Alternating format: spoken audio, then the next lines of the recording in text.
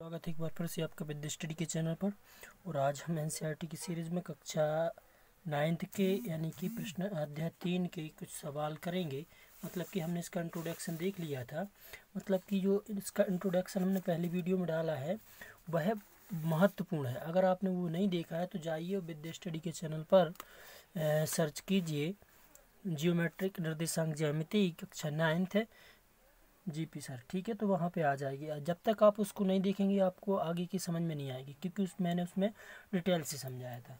चलिए तो आज इसका उदाहरण नंबर 1 करते हैं, जो कि कह रहा है कि क्या कह रहा है। देखिए ये लिखा हुआ है कि नीचे दी गई आकृति 3.11 को देखकर निम्नलिखित कथनों को पूरा कीजिए। ठीक है, ये क्वेश्चन दिए हुए हैं 1 2 3 4 इस तरीके से क्वेश्चन दिए हैं। लेकिन हमें इसके क्वेश्चनों के आंसर कहाँ से देख के देना है बच्चों? यहाँ से देख के देना है। इस वाले डायग्राम से बोला गया है। ठीक है, तो इसके साथ चलिए इसको देख लेते हैं। ठीक है, जैसे कि पहला क्वेश्चन आपसे क्या कह रहा है। अच्छा, पहले मैं इस डायग्राम के बारे में समझा दूं। मैंने वैसे तो समझाया है, थोड़ा सा इंट्रोडक्शन इसमें आप देख लीजिए। ये एक्स अक्ष है, ठीक है, ये प्रथम तल कहलाता है। कौन सा है? प्रथम चतुर्थांश है। मैंने पहली वीडियो में अच्छे समझाया। ये कौन सा है? सेकंड चतुर्थांश है। ये थर्ड हो जाएगा आपका, और ये आपका फोर्थ हो जाएगा। ठीक है बच्चों, और ये एक्स अक्ष था जिसको हम क्या कहते थे? भुज। और ये क्या था? वाई अक्ष था जिसको हम कहते थे कोटि। ठीक है, मैंने उसमें पूरा डिटेल से समझाया है। ठीक है, ये पहले प्रथम चतुर्थांश में दोनों धन धन होते थे। एक्स का मान भी देखिए धन का है, वाई का भी धन का है। इधर एक्स का ऋण का होता है, इसलिए पहला ऋण का और दूसरा धन का, यानी कि दूसरे में क्या होता है? ऋण धन होता है। तीसरे में एक्स का भी ऋण का, वाई का भी ऋण का, इसलिए इसमें अगर कोई संख्या ऋण ऋण की है तो वो तृतीय चतुर्थांश में जाती है। और फोर्थ में एक्स का मान धन का होता है, वाई का ऋण का होता है। ठीक है बच्चों, ये समझ में आ गया होगा आपको। अब यहाँ से हमें कुछ बिंदु दिए हुए एम बी, ठीक है, जैसे बी बिंदु दिया है तो अपन देखेंगे कि बी बिंदु एक्स के किस एक्स अक्ष पे किस बिंदु पर है। तो अपने कहा 4 पर, और वाई पे कहाँ टच कर रहा है? ये 3 पर। ठीक है, तो अब बी के निर्देशांक क्या हो जाएंगे? 4, एक्स का मान 4 और बी का कितना? 3। ठीक है बच्चों, अगर अपन से क्वेश्चन करेगा कि बिंदु बी के निर्देशांक बताइए तो अपन बता देंगे 4 और 3। यहाँ पे एम देखेंगे तो पहले हमें एक्स का मान देखना, तो एक्स का कितना है? ऋण के 3, तो ऋण के 3। ठीक है, और वाई का कितना है? 4। तो इसके निर्देशांक कितने हो गए बच्चों? ऋण के 3 और 4। ठीक है, जहाँ पे जो बिंदु है उसके हम निर्देशांक, जैसे एल, यहाँ पे एल देख रहे हैं तो आपको पहले एक्स का पता करना है। तो एक्स कहाँ पे है? ऋण 5 पे, तो आप कहोगे एक्स का है ऋण 5 और वाई का कितना है? ऋण के 4। तो इसलिए इसके निर्देशांक क्या हो जाएंगे? ऋण के 4 और ऋण के 5। ठीक है बच्चों, आशा समझ में आ रहा होगा।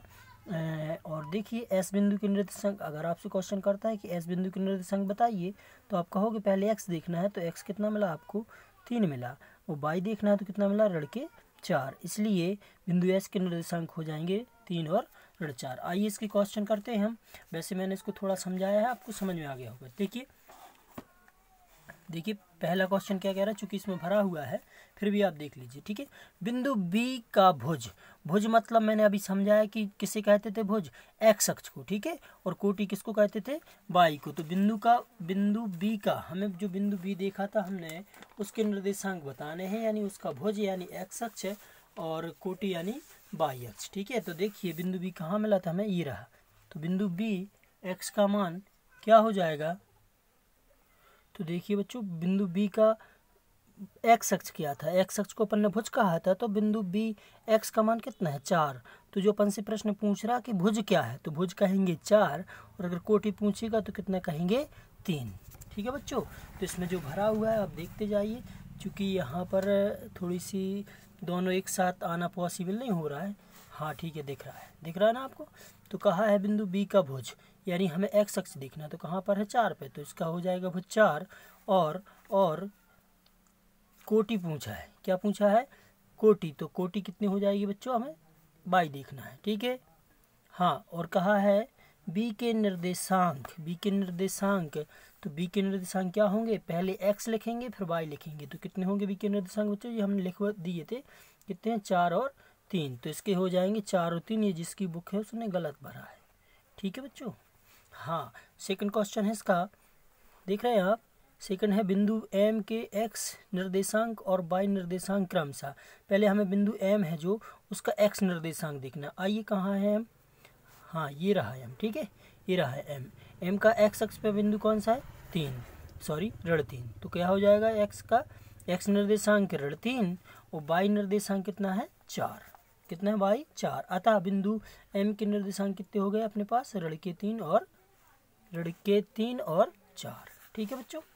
हाँ कहा है थर्ड क्वेश्चन में, थर्ड क्वेश्चन कह रहा हमसे कि बिंदु एल के एक्स निर्देशांक और वाई निर्देशांक क्रमशः। पहले हमें बिंदु एल देखना है, कहाँ है बिंदु एल जी रहा। पहले हमें एक्स का देखना तो ऋण के 5 और वाई का देखना तो सॉरी एक्स का ये रहा, एक्स का ऋण के 5 और वाई का देखेंगे तो ऋण के 4, ठीक है। तो यहाँ पे बिंदु एक्स वाई के निर्देशांक ऋण 4 ऋण 5 और ऋण 4, अतः एल के निर्देशांक हो जाएंगे आपके ऋण के 4 और ऋण के 5, ठीक है बच्चों। फिर चौथे नंबर का प्रश्न है बिंदु एस के निर्देशांक, बिंदु एस के एक्स निर्देशांक और वाई निर्देशांक। तो हमें बिंदु एस देखना है। देखिए हमने पहले बता दिया था कि पहला एक्स है तो एक्स हो जाएगा आपका 3, वाई हो जाएगा ऋण के 4। चलिए तो इसका हो गया है लगभग, ये सवाल कंप्लीट हो गया। नेक्स्ट क्वेश्चन देखेंगे। चलिए बच्चों इसी में हम क्या देख लेते हैं, प्रश्न नंबर 3.2 जो कि कह रहा है निम्न के प्रश्न को उत्तर दीजिए। मोस्ट इम्पोर्टेंट है, समझिए कि आपसे पूछ ही लेगा बिल्कुल 100%। क्या कहा है, कार्तीय तल में किसी बिंदु की स्थिति निर्धारण। कार्तीय तल जो अपन ने अध्याय मतलब फर्स्ट वीडियो में देखा था अध्याय 3 की, तो वही हो जाएगा ये वाला। ये जो तल को हम 4 अक्षों में बांट देते इसी को हम क्या कहते हैं, कार्तीय तल कहते हैं, ठीक है। ये प्रथम चतुर्थांश था, द्वितीय था, तृतीय और ये चतुर्थ था, ठीक है।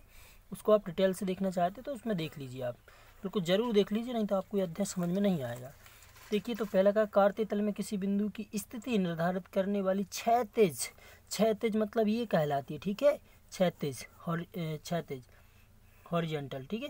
क्षैतिज और ऊर्ध्वाधर रेखाओं के नाम लिखिए। तो क्षैतिज कौन सा था भैया, एक्स अक्ष था ना आपका, तो हो जाएगा क्षैतिज रेखा एक्स अक्ष और ऊर्ध्वाधर रेखा हो जाएगी आपकी ये वाली कौन सी, वाई अक्ष, ठीक है।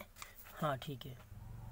देखिए थर्ड क्वेश्चन है, इन दो रेखाओं से बने तल के प्रत्येक भाग का नाम क्या होता है। यानी इन दो रेखाओं से हमने जो तल बनाया था, इस तल में दो रेखाओं से तल बनाए थे, प्रत्येक भाग का क्या नाम था, तो ये चतुर्थांश था। क्या था बच्चों, चतुर्थांश। प्रत्येक भाग का नाम होता है चतुर्थांश। ये होता है प्रथम चतुर्थांश, ये द्वितीय चतुर्थांश और तीसरा ये चतुर्थ। तो अपन को प्रत्येक का भाग का नाम बताना, तो प्रथम चतुर्थांश, द्वितीय, तृतीय और चतुर्थ, 4 आ जाए। फिर कहा है उस बिंदु का नाम बताइए जहाँ ये दोनों रेखाएं प्रतिच्छेदित करती हैं, मतलब एक दूसरे को प्रतिच्छेद करती हैं। तो ये ध्यान रखना बच्चों, ये मूल बिंदु कहलाता है। क्या कहलाता है, मूल बिंदु। और इसके निर्देशांक पूछे जाते हैं तो इसके होते हैं 0 0। क्यों होते हैं, क्योंकि एक्स अक्ष का 0 यहाँ होगा और वाई अक्ष का 0 यहाँ होगा, इसलिए इसके मूल बिंदु कहा जाता है, ठीक है। आइए क्वेश्चन नंबर सेकंड देखते हैं। क्या कह रहा है, आकृति 3.14 देखकर निम्नलिखित को लिखिए। बी के निर्देशांक, हमें आकृति देखना है, ठीक है, आप देख पा रहे हैं ना। हाँ ये तो प्रश्न है बी के निर्देशांक सी के। तो पहले हमें इस डायग्राम को देखना, तो इसमें अपन देखेंगे बच्चों बी कहाँ है, बी के निर्देशांक ये रहा बी ये रहा। बी का हमें एक्स का मान देखना, तो एक्स का कितना है, ऋण के 5 और वाई का कितना है 2। तो बिंदु बी के निर्देशांक क्या हो गए बच्चों, पहले एक्स लिखना है इसलिए ऋण के 5 और फिर वाई लिखना है तो 2, यानी कि ऋण के 5 और 2, समझ गए ना। तो वहाँ पे आप फर्स्ट क्वेश्चन में क्या लिख लेंगे, बिंदु बी के निर्देशांक आप लिख लोगे ये वाले ऋण के 5 और 2। सेकंड क्वेश्चन कह रहा है बिंदु सी के निर्देशांक, बिंदु सी के निर्देशांक। तो हमें देखना है बिंदु सी कहाँ पर है अपने डायग्राम में। तो देखिए अभी नहीं दिख रहा होगा, हाँ ये रहा सी, ठीक है ये सी। तो सी को पहले हमें एक्स अक्ष देखेंगे, तो एक्स अक्ष कितना है 5, तो पहले आ जाएगा एक्स का 5 और इधर वाई अक्ष पे कितना है, ये वाई था, वाई पे है ऋण के 5, तो 5 और ऋण 5, ठीक है ना। हाँ नेक्स्ट क्वेश्चन था अपना, क्या था, निर्देशांक ऋण 3 और ऋण 5 द्वारा पहचाना गया बिंदु। मतलब एक्स का मान है ऋण 3 और वाई का है ऋण 5। तो हमें डायग्राम में देखना है, अपने आलेख में देखना है कि एक्स का मान ऋण के 3 कहाँ था। तो ऋण 3 ये रहा और ऋण 3 ये रहा और ऋण के 5 ये रहा। तो इससे कौन सा बिंदु दर्शाया गया है, ई। तो इसमें क्या आ जाएगा बच्चों, बिंदु ई आ जाएगा आपका आंसर, ठीक है। नेक्स्ट क्वेश्चन था निर्देशांक 2 और ऋण 4 द्वारा पहचाना गया बिंदु। यानी एक्स का मान 2 और वाई का ऋण 4। तो एक्स का 2 ये रहा, वाई का ऋण 4 ये रहा। कौन सा बिंदु आया, जी। तो इसमें हम क्या बोल देंगे, जी बिंदु हो जाएगा। डी का भुज बताइए, भुज डी का भुज। भुज आपको पता है ना बच्चों, भुज मतलब क्या होता है, एक्स अक्ष, ठीक है। और कोटि क्या होती थी, कोटि वाई होती थी। दोनों चीज़ को याद रखिए, पूछा जाता है। तो डी का भुज, बिंदु डी देखिए कहाँ पर, ये रहा। अब डी का एक्स का मान बताइए कितना है, 6। तो डी का भुज कितना हो जाएगा आपका, 6। बिंदु एच की कोटि, बिंदु एच कहाँ था, उसका बाई का मान निकालना हमें। बिंदु एच, एच ये रहा एच, ये रहा बाई डैश यानी कि ऋण के 3, यानी कि बिंदु एच की कोटि क्या होगी, ऋण के 3। फिर है बिंदु एल के निर्देशांक, ठीक है बच्चों। बिंदु एल कहाँ दिख रहा है आपको डायग्राम में, सॉरी आलेख में, आलेख बोलेंगे डायग्राम में बोलेंगे।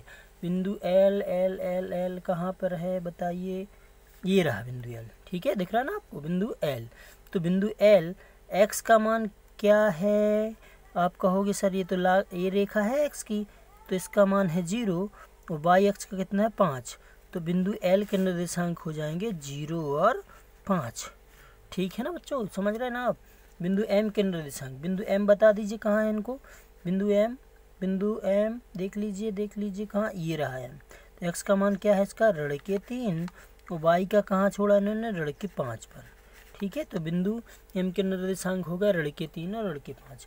चलिए बच्चों, आशा है कि आपको वीडियो अच्छा लगा होगा, समझ में आया होगा। अगर समझ में आया तो अपने दोस्तों के साथ शेयर कर दीजिए और वीडियो को लाइक कर दीजिए, ठीक है।